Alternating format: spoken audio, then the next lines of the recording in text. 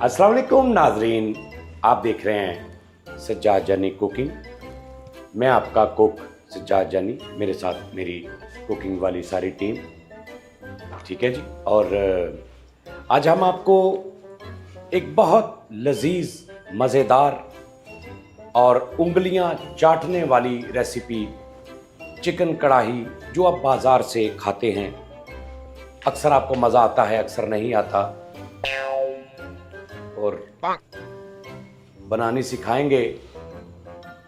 सबसे पहले मैं आपको बता दूं कि मैंने क्या क्या चीज़ें मंगवाई हैं। सबसे पहले 1 किलो चिकन,